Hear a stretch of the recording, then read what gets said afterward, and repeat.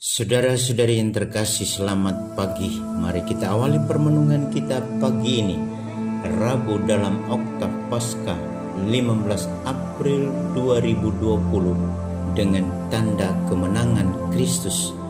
Dalam nama Bapa dan Putra dan Roh Kudus. Amin. Tema renungan kita pagi ini adalah orang asing.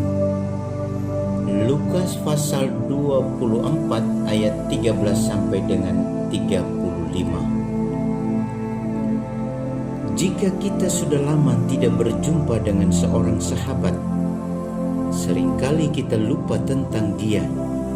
Bisa jadi karena perubahan fisik, perubahan gaya hidup, dan lain-lain. Seorang guru bisa saja lupa dengan mantan anak muridnya setelah beberapa tahun atau puluhan tahun tidak berjumpa karena perkembangan fisik anak tersebut. Namun yang jelas, para murid pasti tetap mengenal gurunya. Para murid Yesus yang baru saja kehilangan sang guru justru tidak lagi mengenal Yesus setelah 3 hari berpisah. Tetapi Yesus masih mengenal mereka. Kita bisa mengatakan bahwa rasa kehilangan yang begitu mendalam dan pengetahuan mereka tentang kebangkitan Yesus masih sangat dangkal. Maka Yesus yang ada di depan mereka tidak mereka kenali. Dia hanyalah orang asing yang harus diberi tumpangan dan diberi makan pada saat itu. Ternyata ajaran Yesus masih hidup di dalam batin mereka. Untunglah mereka masih mengingat kebiasaan-kebiasaan Yesus selama bersama dengan mereka. Dari kebiasaan-kebiasaan itulah mereka tahu bahwa yang berjalan bersama mereka dan singgah di rumah dan makan bersama mereka adalah Sang Guru.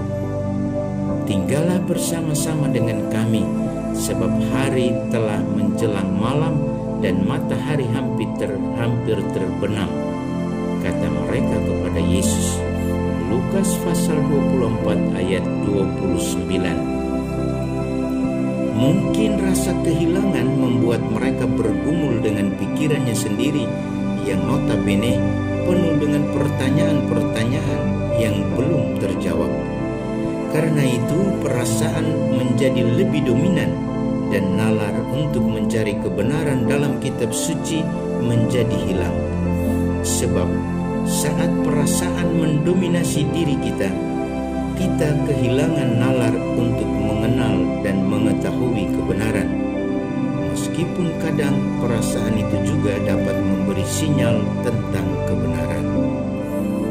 Kita bercermin pada pengenalan 2 murid di Emmaus akan kehadiran Yesus di tengah-tengah mereka, di mana mereka mengenal Yesus pada waktu ia memecah-mecahkan roti.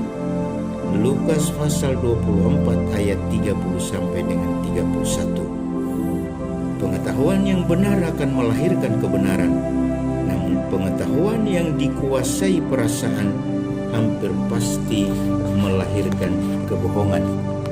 Salam Kornovum, hati baru.